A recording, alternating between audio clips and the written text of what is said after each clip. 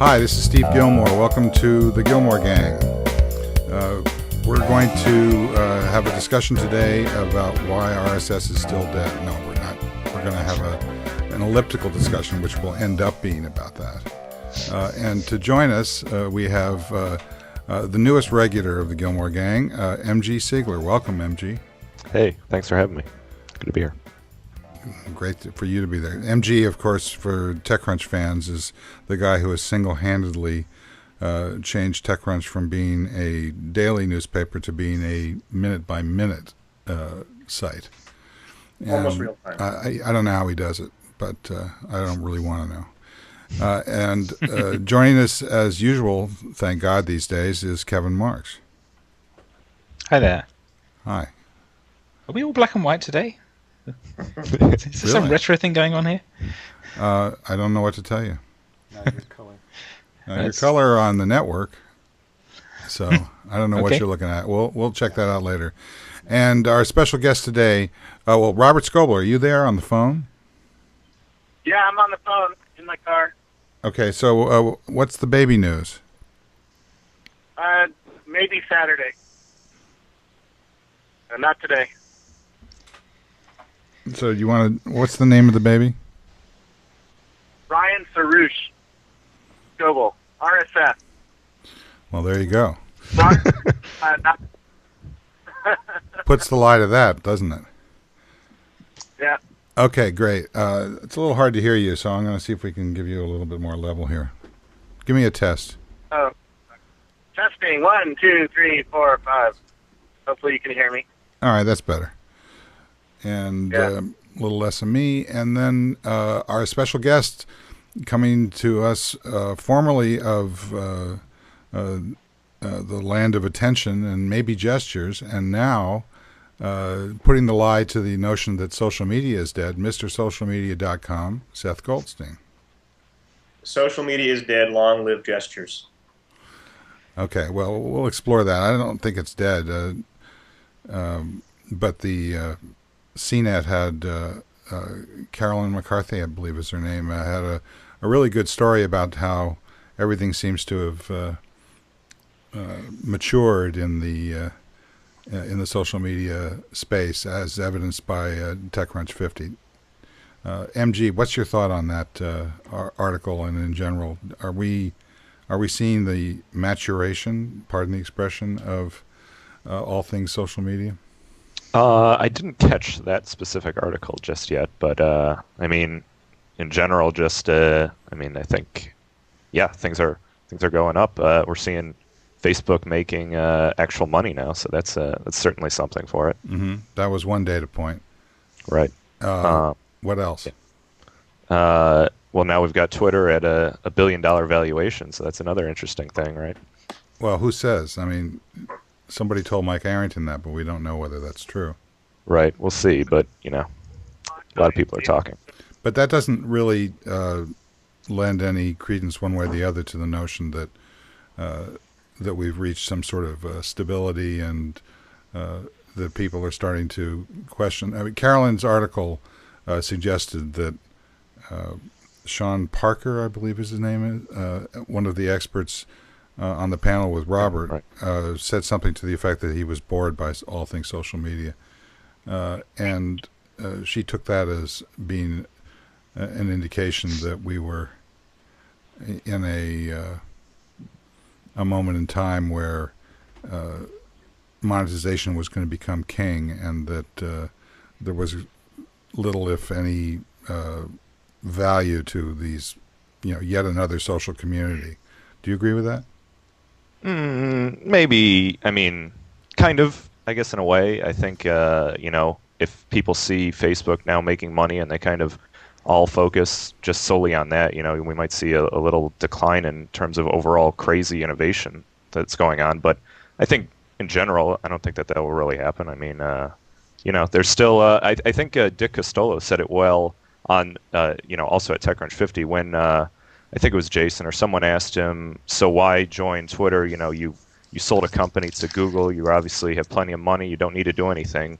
but he saw it. He said something along the lines of that he sees it as a one of those companies that comes along every once in a while that can possibly change things. So clearly, he's been sold on that idea just for Twitter alone. So that says something, I think. Kevin Marks, what do you think? I think we're getting to the point now where this stuff is ready to use. We've been working to make social part of the infrastructure of the web, and that's happening. And so now that's a tacit part of the site. It's not a thing in itself. So what I saw at TechCrunch 50 was a lot of companies that were taking that pervasiveness of sociality as an assumption and then building new things on top of that. And I'm seeing more and more of that as people build things on top of Twitter, on top of Facebook, on top of Open Social, on top of all these ways of connecting to the stuff that's already there, rather than saying, yes, we're going to make yet another destination site. They say, we're going to take this stuff you've got and do something interesting with it. Seth Goldstein, Yes, you're Mr. Monetization, or you will be. I don't personally think that there's anything different going on here at all. I think this is just a recognition that some people have figured out how to be able to do something that looks relatively stable more than once. But I think that the pace of innovation is actually going to accelerate rather rapidly right now. What do you think? I agree. So I have a friend who used to work for me named John Steinberg, who built something called Social Grade that aggregates Foursquare data to show what's trending. And Foursquare is, of course, built in part on the iPhone and on top of Twitter. So I think you're going to see derivatives of derivatives. You'll see complex API instruments the same way we've seen complex financial instruments the last couple of years in Wall Street. And I think there's going to be 5 years of innovation before it all comes crashing down and breaks all the APIs. Oh, well, that's very optimistic. What do you mean by crashing down? You're making an analogy to TARP and all of the Washington stuff? I'm making this up as I go. I've never thought of this particular idea before. Join the club. If you think about building services on top of APIs that are building services on top of other APIs, it's a form of leverage. It's a form of derivatives on top of complex web service instruments. And I think they will continue to be built on top of each other. And at some point down the line, there will be some crash. I don't know if it will be a technology crash or a financial crash associated with it, but I think we have 5 or 7 years of relentless and reckless innovation on top of all these open APIs. Okay, well, I accept the second part of the premise, but not the first. Everybody's been calling. Remember how we were going to run out of bandwidth for the internet? I think about 10 years ago. Mm-hmm. Kevin, wasn't there a great stress around IPv6 and all of that kind of stuff? Well, that's still going on. We're not running out of bandwidth; we're running out of IP addresses. Okay. That's the challenge that's still there, and it's the the Y2K like problem that we've still got, and we're gonna have to deal with. Yeah, but the Y2K problem turned out to be bullshit too. So. Well, no, it's because we fixed it in time. Okay, so a bunch how's of things that broke. IPv6 thing going? It's getting there. People are working on it. Most of the main operating systems now support it. The routers are starting to support it. But it's a propagation thing. Until everyone's on it, we're going to need to keep supporting both IPv4 and IPv6. But what it should mean is that we can then go back to a proper end-to-end network rather than a network of NATs all connected together that don't quite connect every protocol.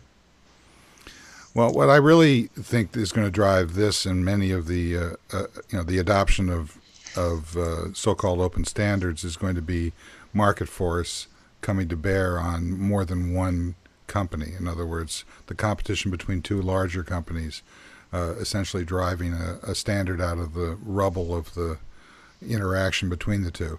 MG, what's your thought about who is Facebook? Is it really Facebook versus Twitter, or is there some larger struggle underway right now? I think that they're doing, the two most interesting things in the space right now on a large scale that a lot of people are seeing. But, certainly Kevin will know what Google's doing and things like that. Well, he used to, but they cut him off as soon as he left. Right, obviously. I still what they do. But yeah, the two of them are really kind of going at it. It looks right now on the largest scale that most people are watching. But there are a lot of other interesting companies, like we brought up Foursquare, and there's some other ones doing some interesting things. What does Foursquare do? So they're basically location based. It's more or less a game. You play, you kind of check in places, and this is what that mayor of something is about. Right, exactly. It's the thing you're always asking about. Why am I the mayor of so and so? I think I'm going to continue to ignore this one. What else?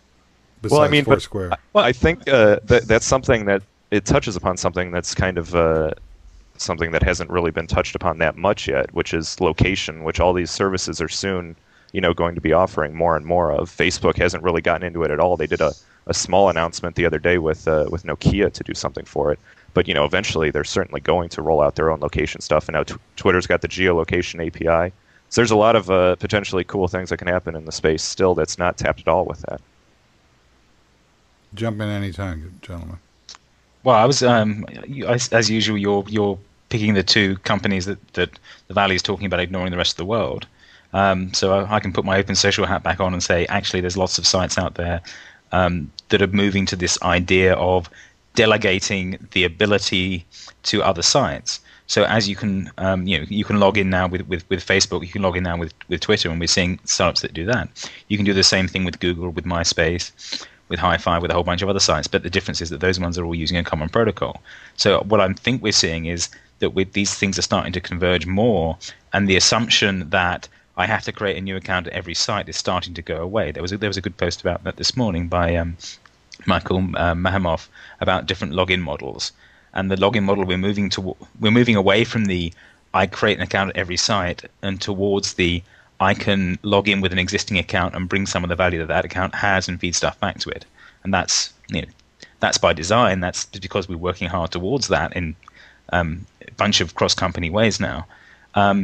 And if you looked at the Tornado stuff we talked about last week, has a lot of that stuff built in because it was what they were using in FriendFeed. The way you can log into FriendFeed with multiple different accounts, and it brings the friends and the profile information from that. They put into the framework and open source, which I thought was very smart of them. Which means that there's now a more general way to do that, and I expect that's going to extend over time. And the idea of having to create a new account will go away because people will realize, actually, this is much nicer. I can just use the stuff I've already got. I don't have to go through that recreation thing all the time. So then, Robert, are you there back? Yeah, I'm back. Jump in anytime. It seems like I hesitate to call it a battle, but the most important thing that companies are looking for in terms of establishing leverage in this space is around identity. To your point, Kevin. Well, that's one way of looking at it. I think the thing is that sites are now able to delegate the identity. They don't have to do that. They can draw on the ones that already exist. So before there has to be some sort of an on-ramp. Once you have somebody, MG, you need to pull your mic a little bit away from your face. It's just rattling a little bit. Once you've established a ubiquitous logon that everybody ends up using, you're kind of in a situation where you might want to leverage it. Well, the point is to establish a standard for logon so that it's not bound to any particular organization. That's the point of OpenID and OAuth and portable contacts and the stuff we've been building, is that it's not bound to one particular provider. It's a web-like protocol that you can log in and use the same stuff whoever's providing it. So that could be, it could be provided by a large organization. It could be something you host yourself. The point of coming with common protocols is that you can scale from two things. One is you can scale to an arbitrary number of providers. The other is that you can connect with people without actually having to have a business arrangement with them, and without even knowing about their existence often. Once you've got a common protocol for logging in, people can log into you with accounts you've never heard of, and that's a very valuable thing. Well, I keep hearing about people decrying or talking about the death of OpenID, for example. Now, I don't know what that means, but I do know that it represents a sentiment that these kinds of open standards are harder than they look. Well, no, I think they're getting easier than they look. That's the point. You're using them without realizing you're using them now. Well, When you log in, I think that goes back to the whole argument about market force, which is that when you have something that captures the imagination of people on, be it a game or whatever, that it starts to have a certain amount of ubiquity. At that point, people come in the standards arena and basically roll it together with other similar market force standards, and then you've got something, as opposed to trying to create it ad hoc from the beginning, which I think history doesn't really show a whole lot of adoption of that kind of thing. I'm not quite sure what you're saying there. I think what happens is that people try things out, and then we iterate them and can try and converge them and standardize them that way. Mm-hmm. But what I'm saying about OpenID being invisible is that when you log into friend feed with your Google account, it's using OpenID. You just don't know it's using OpenID because the user experience is now so seamless that it's not obviously using OpenID. And that's the piece that we're moving towards, where the experience is very, very smooth. Now, the drawback is that to make it that smooth, they didn't give you an option to log in with another OpenID account, which I think is a shame. But that's something I expect to see change over time, where it becomes easier to put your account in it and it works out the right thing to do. There's the web finger protocol that's being discussed, and if we've talked about that one before. Mm-hmm. The idea of that is that you can put in an email-like identifier, and then there's a protocol for discovering other services from that in the same way you can do with an OpenID URL. The value of an OpenID was that you get a URL from it, which is a place you can then go to get further API endpoints and so on. So the point of WebFinger is to let you do the same thing with an email-like address. So an email address or what do you call it, a Jabber IM address, or the at structure name at domain structured addresses. WebFinger lets you take that and look up endpoints to get further API access there, so you can do the contacts access, profile access, and things like that you can do with the URL. So that is another one of these building blocks to make this stuff more natural and much less intrusive part of the user interface. So you don't actually have to know what protocol you're using. You just type in the identifier that you recognize, and in the background, the login can work out the right thing to do and present you with a approval page to say, okay, you used a Google email address. We'll use your Google account to populate this. You don't have to type in a whole bunch of stuff that you've already typed in somewhere else. Well, unfortunately, Kevin, I like to have you explain or unpack complex stuff, but there's nobody here who can explain what you just said. So, Seth, what's your take on where we're going to go in terms of these standards? I agree with Kevin, and I think seems like a showdown between using your Twitter ID and using your Facebook ID for remote delegation of your identity.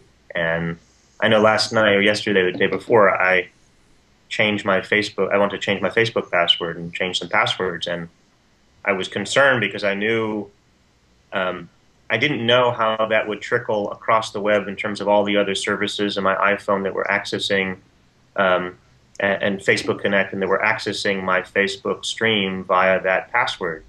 And fortunately, I think it's pretty seamless behind the scenes.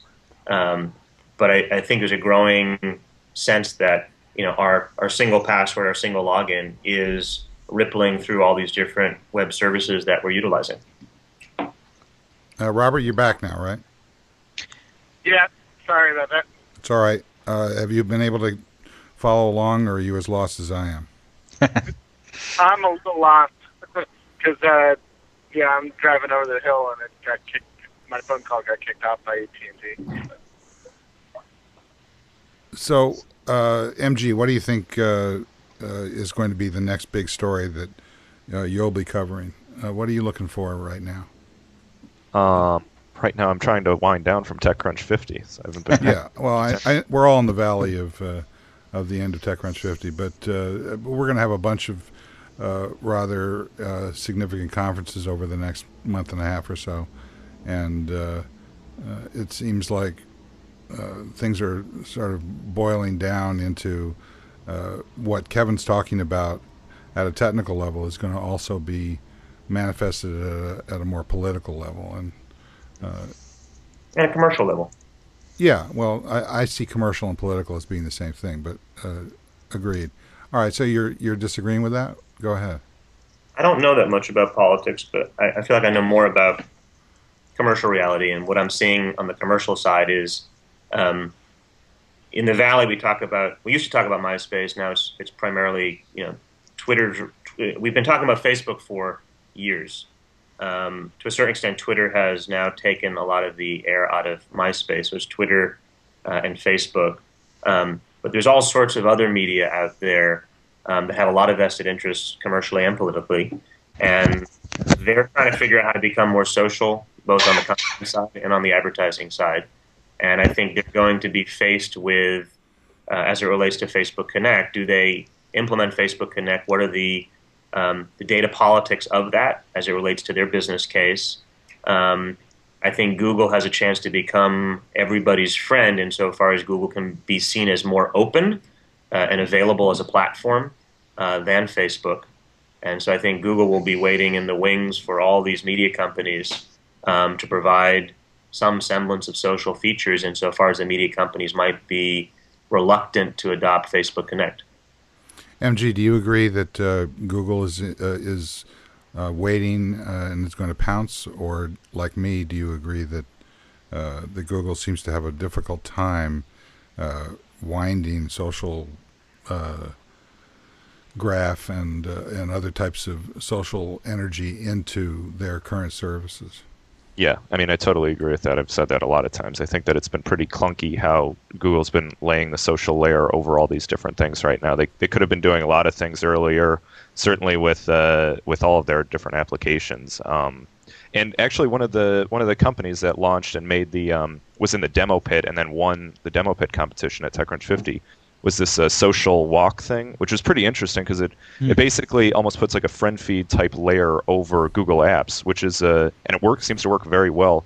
I know that they were working pretty closely, they said, with people at Google on it. So it's something like that these third party companies, they just came along and did this, and it looks like a much better social implementation than a lot of things that you see right now within many of the Google apps themselves, because they're kind of all spread over the place, and there's nothing really to tie all these different things in, and that did a pretty good job. I agree with that. I want to build on that, which is I think that Google's waiting, not waiting in the wings with the social solution, because I do think they've been clunky. I don't think they have the social graph DNA that Facebook or Twitter has.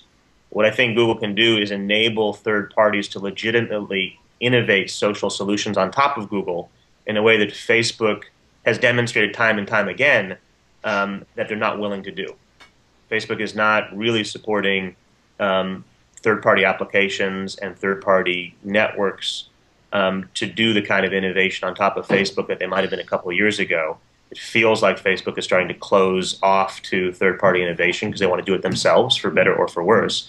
And Google, the enemy of my enemy is my friend. Google is now, I think, going to cozy up to innovative startups and allow them to do things socially on top of Google that they can't do socially on top of Facebook. Well, I find it interesting that you think about Google what I think about Facebook.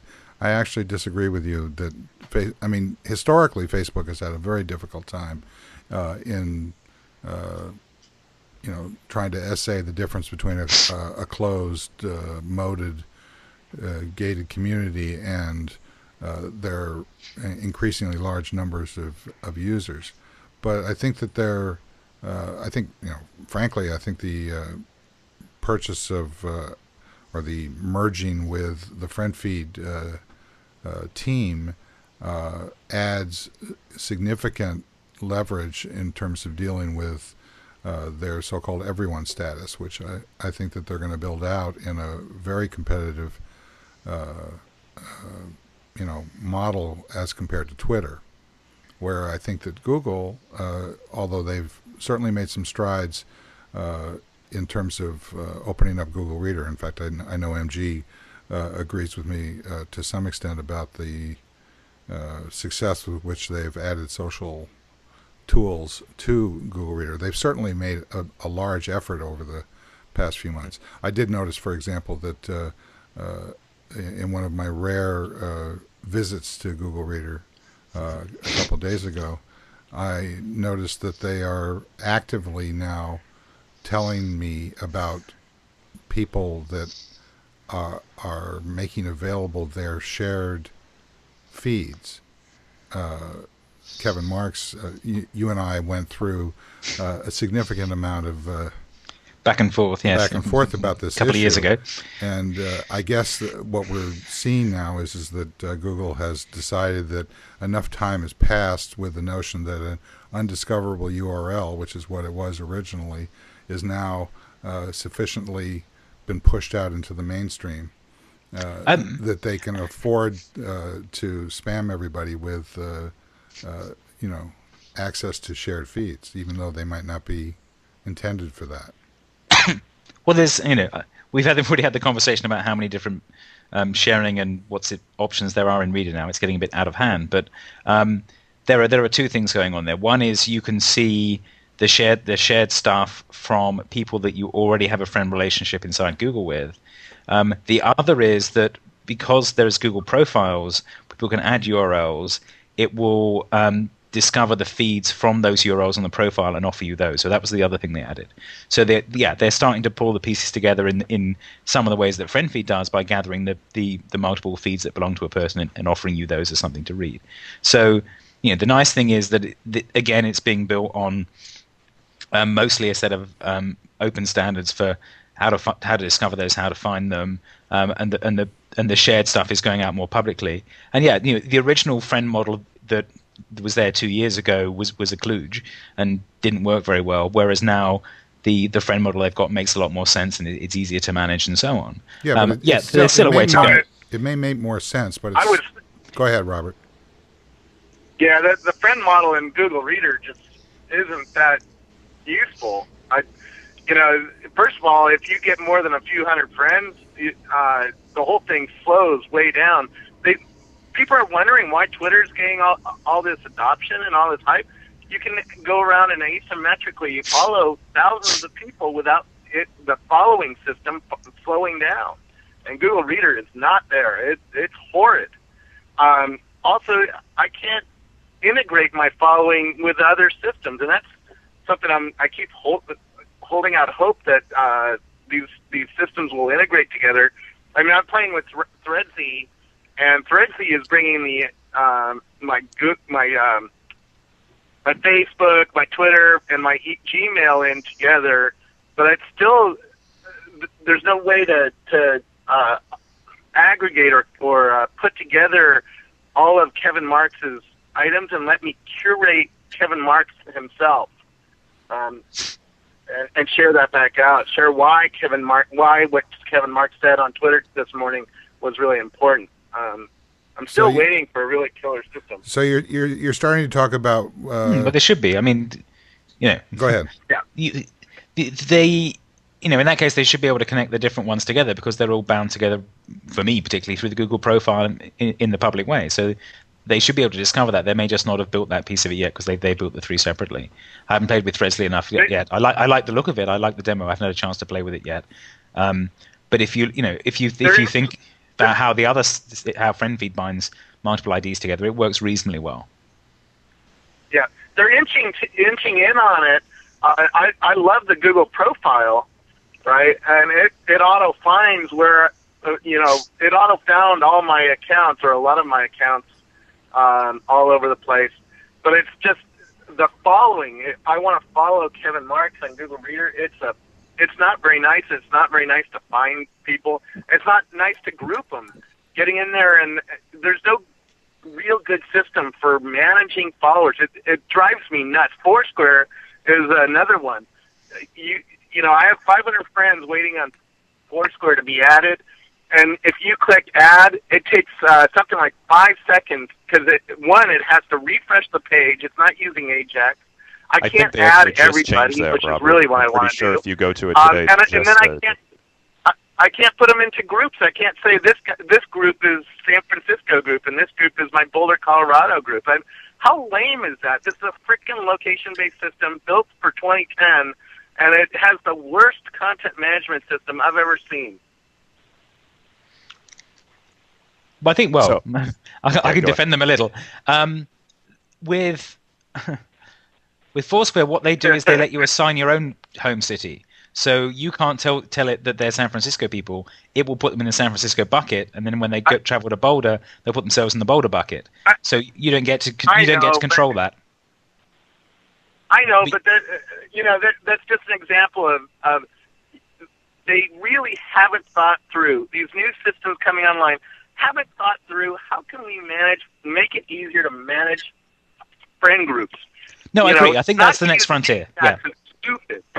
But the thing is, have they learned anything from Twitter? Why don't they let me import all my friends from Twitter? Forget making me add another 500 people to another freaking social media piece of crap. Right. No, that's exactly what I was saying. I mean, that was the what was that thing today? Twitter Times. Did you see that? That was quite a nice thing that said, okay, we'll read all your Twitter followers and the links they do, and give you a sort of personal tech meme of here's the popular links that your people you're following do. And TuneIn does something very similar. They're able to do that because they can get at these sets, and they work for people like us who follow a lot of people because we generate a lot of signal for them. I think the challenge for you and I are in a place where we're following too many people and we suddenly need these tools. Most people haven't got that far yet. And so the priority for these groups is let's get the people on board first, then let's build the management stuff. But I do think that's going to be the next phase. I don't agree with the idea that... I don't agree... I'll let you get in a second. Hang on. I don't agree with the idea that this is all about, early adopters and people who've got too many things to follow. This is a mainstream issue that is surfacing first in Scoble and Mark's land, but it's going to rapidly become commonplace. So the thing is, at the moment, what you do is you segment your friends by having them in different sites. Because that was the model we had, and then you have to build separate groups in different places. Yeah, I don't agree with that. I mean, to me, I don't use TweetDeck. I don't use a lot of these services that attempt to manage by grouping, because at the end of the day, it becomes more complicated and time-consuming to create the groups and then curate them than it does to just use serendipity and much more social graphic types of equations. Seth, you wanted to say something. Hang on a sec, Robert. About Foursquare. I'm very deliberate about who I allow to know where I am physically, and that's the case with Google Latitude, and that's the case with Foursquare. And I appreciate that I have to create a new social graph within Foursquare to be very intentional about this different set of people, friends, colleagues, relatives, etc., in terms of who I'm allowing to see where I am, and then I can, have different levels of permission in terms of just sharing that with my Foursquare friends, and then sharing that more broadly with Twitter followers.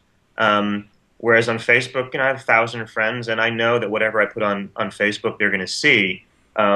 Actually appreciate this sort of extra layer of introspection.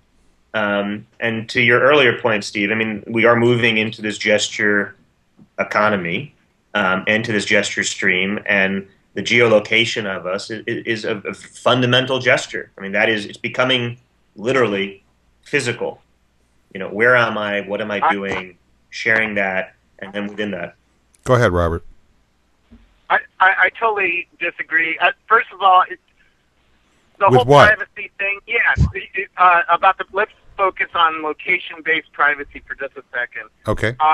Everybody comes at the Google Latitude and the Foursquare that way, and it's lame. The best thing I've ever done was share my location with everybody. I get more friends that way. More people are coming into my life that way. When I'm in San Francisco, people call me up and say, "Hey, you're nearby. Want to have a sandwich and stuff like that?" And I've never had any bad trouble. First of all, let's assume that you're correct, that you really need to focus on where you're going to share your location, which is probably true for a lot of people. why can't I just bring in all my Facebook friends and then click on the ones I don't want to share with or I do want to share with and say add those to Foursquare and make it easy? Right now, going through, if you have 500 people asking to get your attention on Foursquare, and you will have 500 people getting your attention because it's a freaking game, and it's a fun game. It's an addictive game. Everybody is going to want to play this game, and everybody's going to want to add everybody else on the social graph. And now you're going to end up just like me with 500 people asking to get your attention. And right now you have to click add, and then you have to wait 5 seconds for your freaking page to reload because the jerks over there were too lazy to do Ajax like Doppler does. Doppler does it. Robert, I really think that this is a problem that you have and that many of us don't. Now, everybody says that. Everybody says that. Oh, I remember having this freaking same conversation on ICQ. Nobody will have 1,000 friends, and then everybody had 1,000 friends. Nobody would have 1,000 followers on Twitter. I remember having that conversation too. And now I asked the audience at TechCrunch 50 the other day, how many people have 1,000 followers? A lot of hands went up. Yeah, that's different, Robert. It's different to have 1,000 viewers or followers and to have 1,000 followers who know that you are standing 10 feet away from them. Location-based social media is a special case. It's certainly going to have some value, and it's fun as a game. Because this is a game, Foursquare is a game, you are going to want to share your location with large numbers of people. And yeah, there will be privacy cries, and there will be, somebody. I don't think that's true at all, Robert. I think stalked or something like that. Go ahead, Kevin. I think that's true too. I think you've chosen to live in public, and I have to some extent as well. But I know lots of people who have very different views. One of my female friends said, "I'm not going to let anyone know where I am on Foursquare unless there's someone who'd hold my hair while I'm vomiting." That was the test to say, that's the test for personalness that she was using there. And people have different points on that continuum. And there is and certainly for women, there is a genuine fear of people stalking them. Kevin, you don't need 7 billion people to have a lot of freaking people on your freaking social graph. There's a lot of people who are going to be wanting to play this game and sharing their location with each other. And yes, maybe it's only 5% of the population. 5% of 7 billion people is a lot of freaking people on your social graph who you need to manage. And the fact that these companies take the lazy road on engineering because they don't have enough time to build it properly is just bullshit. Well, give them some time, Robert. They just got some funding. They can probably afford to hire more engineers than just one now. Yeah, okay. You know what? That flew 3 years ago when Twitter was just getting going and nobody understood that these systems would be popular. It doesn't fly with me anymore. Well, part of the point, there's two things there. One is Foursquare did only just get funded, and it was two guys on credit cards until a couple of weeks ago, and they got a long way up. Dodgeball. Why did Dodgeball fail? It failed because of bullshit like this. They don't think it through, and then they get popular, and they go, "Oh, our scalability problems are there." Fucking, if you're going to put a service out in public, build it right first. I've been there, done that, and it's easier to say than to do. Part of the value of these open standard stuff is you can delegate this. Scalability problems, and the service is falling down. Now they got funding. We'll see if they fix their problems. It's going to turn into the next Twitter, where Twitter is still down every day, because they never got on top of their scalability problems up front. I think Twitter's caught up now, but they don't want to go where friends did. Man. Twitter, every day I'm hitting that thing 500 times a day. Every day I hit problems on Twitter. It's still having scalability problems. Well, I think we're rolling a bunch of different issues up into one social mess. Seth, what do you think is the resolution of this kind of conflict between too much and too little in terms of privacy versus public? And for those who probably can't hear us, I believe that the Ustream is down, or we're down to Ustream. So we're recording this, so we'll finish the show up and then we'll release it on YouTube. Do you understand my question, Seth? No. We've got this notion of these capabilities being under implemented and unreliable versus this incredible public utility of these technologies and the general move toward adopting them for virtually every input that becomes meaningful to us from an economic and also a personal perspective. I mean, it just seems like we're always going to have Robert as the sort of everyman basically saying, how come this thing doesn't work? Because it's so absolutely crucial to my existence. Yeah, so I hear that. I don't think there's necessarily a question here. I think that Robert brings up the right point, and I think Robert would be a great investor and board member to warn, popular and increasingly popular web service startups about the need early on to really think about these scale issues and think about managing multiple groups and thinking about managing. Robert was the one when we all had 50 Facebook friends. He was the one problematizing the case of having 5,000 Facebook friends, and we appreciate him for that. I think on a deeper level and on a more basic level, what is awesome right now is not only do people want to share information on Facebook, not only do they want to share information on Twitter, but they now want to share their locations on Foursquare, and that there is a positive feedback loop where people want to as you would say, Steve, kind of updrift their gestures into the cloud. And that is going to unlock a ton of innovation around this space. And I think from a privacy and politics perspective, we are in a very different place thanks to Twitter than where we were 2 years ago. And these advances in data sharing and in attention syndication are not getting constrained and hamstrung by knee-jerk responses from the mass market PR and the mainstream PR. MG, what do you think?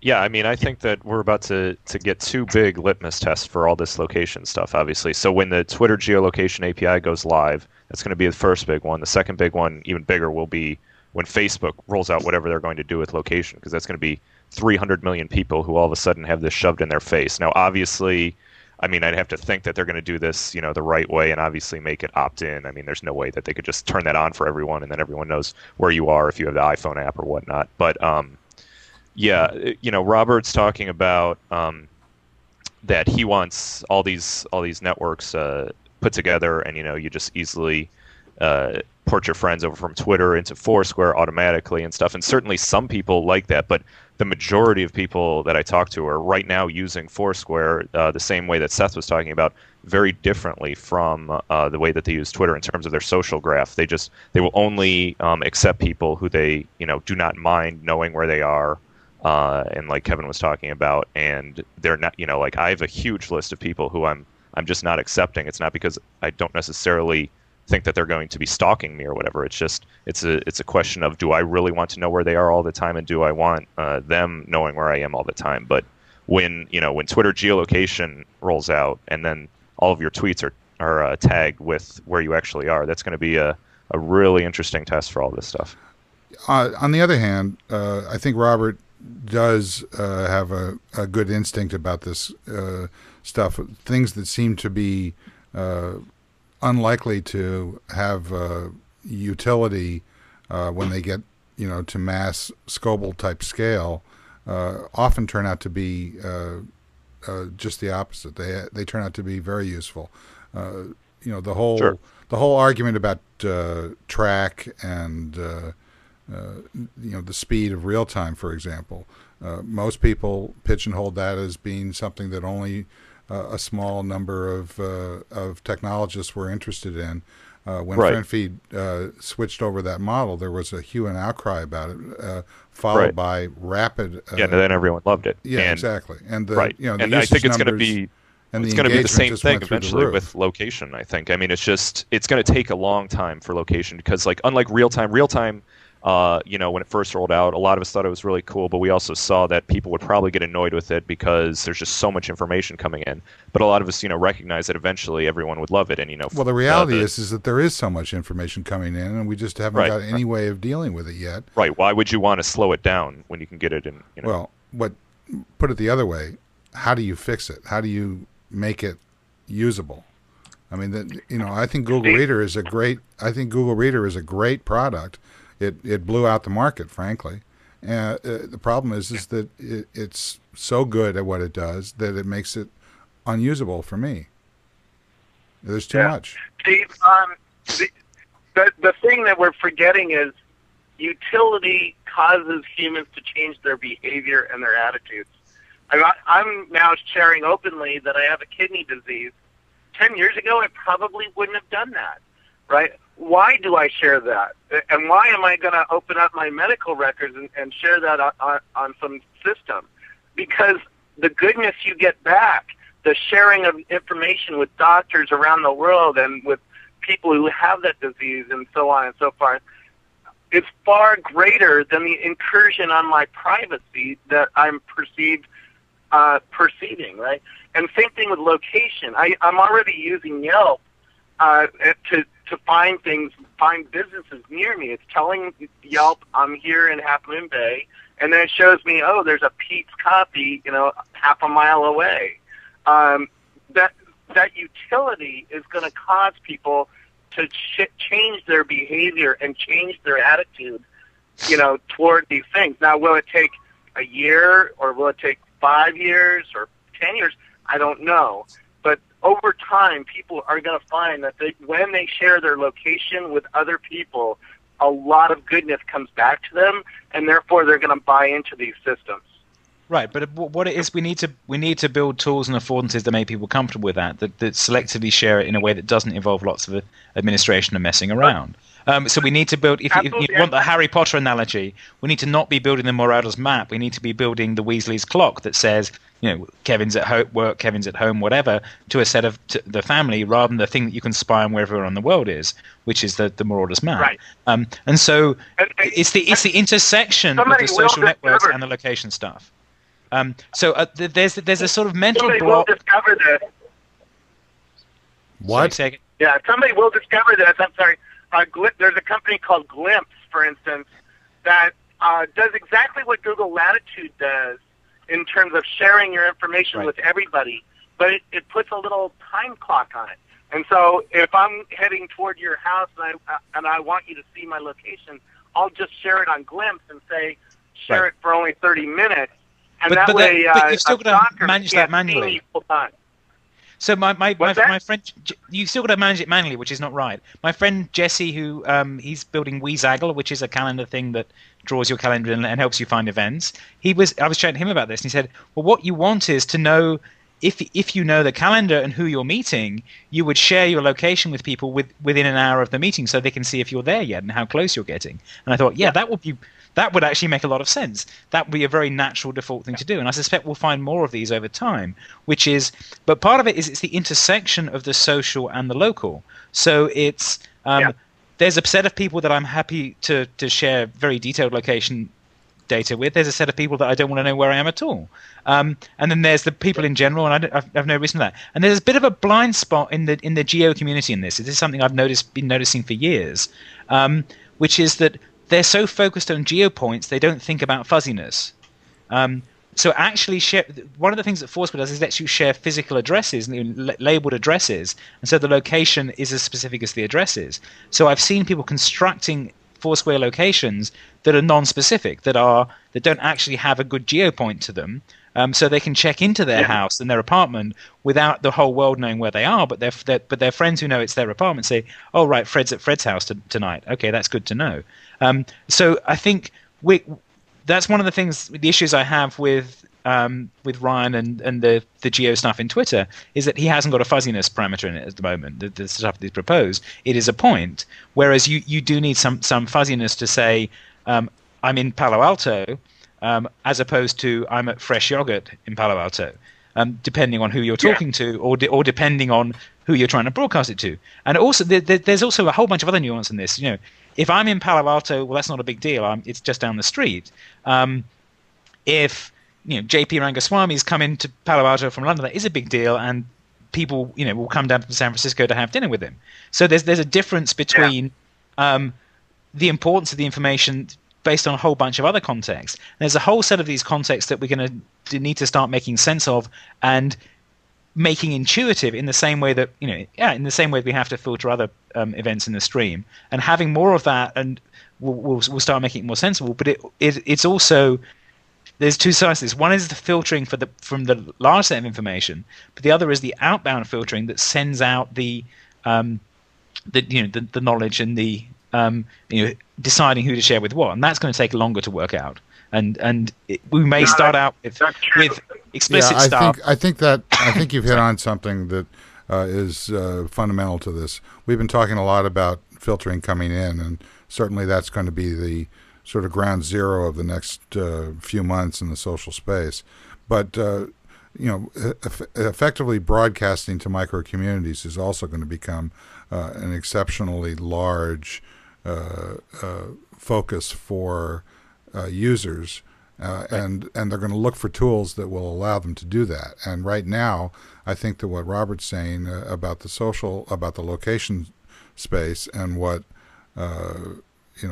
Seth is moving into in terms of his monetization models are both examples of the immaturity of that space, which is why I think what's going on in terms of the assumption that we have reached some sort of mature point in terms of the social media. I think we're just barely touching down now and preparing to make these things actually useful. I thought TechCrunch 50 was remarkable in its professional display and sort of funneling of the current visible stuff that's going on. I thought Threadsly or Threadsy or whatever it is that it's called is a fantastic program. I have no idea why I'd want to use it, but I like what it does. It just seems attractive on some level. Well, I mean, what I saw was transition there. So I saw a bunch of apps that were doing this delegation.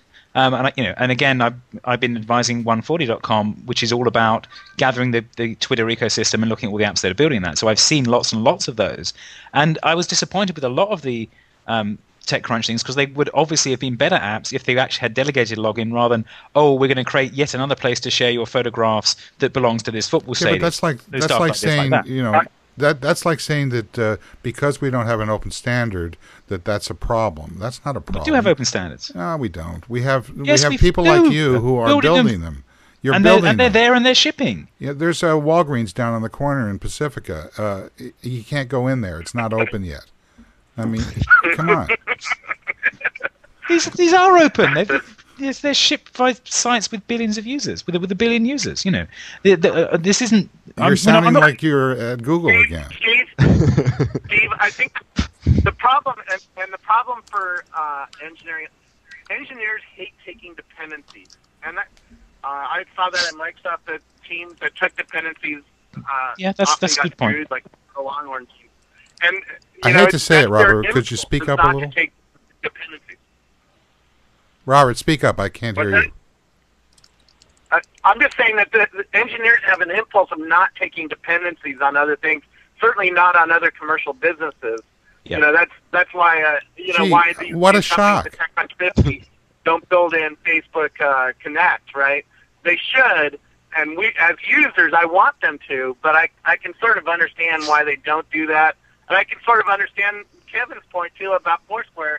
Why the engineers there say, no, we're going to build our own social graph and we're going to force our users through all this hell again because we want a separate thing and we don't want any dependencies and we don't want anybody else in control of our location-based privacy policy. Yeah, I It's just a understand trade-off. Kevin's point. All I'm But- saying is that So there's 2 points there. One, yeah, you're right about the dependencies. You have to have enough value in the thing you're depending on for it to actually save you time overall rather than making you new work. Sure, and that's always an engineering trade-off that's hard to gauge ahead of time, and you have to have a fairly good case for that. The other half of that is you don't want a dependency that is bound to one company, which is where the open standards come in. So if you work to the open standard, you can then depend on multiple companies that could provide that, or individuals or whatever. Whereas if you are going to a single supplier, then you've got a problem. Yeah. But what you were commenting on was the disappointment about the fact that individual companies, otherwise known as features by platform vendors, have individual ways of rolling on their own ingress and identity and so on and so forth. To me, it's like if you go up to the 50,000 foot level, all that stuff goes away. It's noise. There will be a filtering mechanism that filters out and standardizes around these things. And what you guys are building in the standards arena is a consensus that will be adopted at that point. But Yes. let's not be disappointed in the fact that we've got 50 silly name companies that are doing some interesting stuff. Oh, no, I wasn't disappointed that they were doing interesting stuff. I was disappointed for them in that they were doing interesting stuff that I suspected wouldn't take off well unless they coupled with everything else. Now, part of that may be the artificiality of TechCrunch, where TechCrunch 50, where you're not allowed to launch and iterate before you go there. You have to launch there. So they had to use the sort of slightly older stealth model for startup development rather than the iterative model that a lot of the other You people. mean as opposed to the stealth model that everybody uses everywhere? No, as opposed to the iterative model where you launch something and then grow it gradually, and then you announce it to people. The industry model. I've heard of that, but I've never seen it in the wild. Well, I've seen a lot of it. Steve, Yeah. the most interesting conversation we've had here is the location one. I expect that we're going to be talking about that a lot on the Gillmor Gang over the next few months. One thing that I haven't heard too many people discuss about location is, let's go back up to 50,000 feet. Google studies the intent of people through search, right? I type in digital camera, and they assume that I'm looking to buy a digital camera, and they put ads next to that search. So, and by doing that, they unpack some value, and they keep some of it. Location is going to do the same thing. I'm sitting in front of a Pete's. If I walk into a Pete's, that tells the world I intend to buy some coffee, right? And that also tells the world I'm a coffee fan. And that can build a whole set of assumptions about behavior I might exhibit elsewhere. When are we going to see a system like that around location? That's where Foursquare is really interesting, by the way, because I check in at various businesses, and that tells the world a lot about what I am.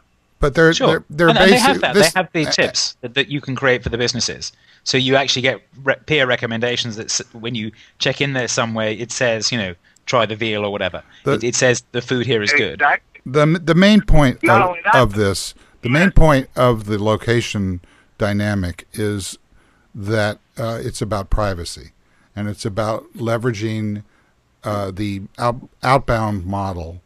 You have to have sophisticated tools to be able to tell, to be able to know, and to have a legitimate contract with users to be able to broadcast to them in such a way that they are open to being broadcast to. That's what the gesture model describes.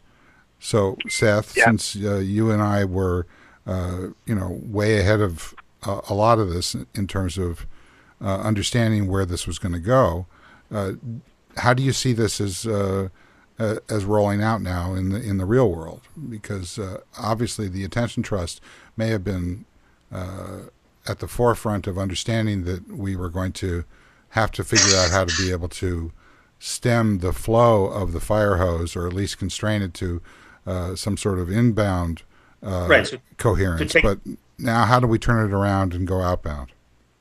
So I mentioned before this one example called Social Great. And all it does is take generic anonymous location data from Foursquare and show which restaurants or which locations are growing or declining in popularity over time, to kind of show key trends, almost like a stock ticker. And in a way, it's the closest I've seen to a realization of the gesture bank, which is everybody in the Foursquare ecosystem is opting in individually to share their information specifically to individuals. But they're also, I guess, on some level, intentionally or not, publishing it to this larger stream of information that can then be further analyzed and interpreted to provide media based on all these concurrent anonymous gesture streams. And I think there's a, here we are 4 or 5 years later from when you really helped to first articulate this for me, and it's starting to happen. I think the privacy coordinates and the coordination around it is messy and is very ad hoc, but I think it's a function of a broader cultural shift that is more comfortable sharing attention and gestures with a broader public audience.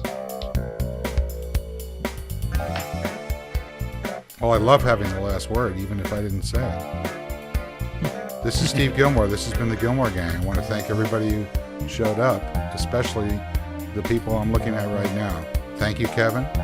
Thank you, Seth. Thank you, MG. And Robert, wherever you are, keep going. Bye-bye. Out in front of a safe place. See you. See ya. Bye.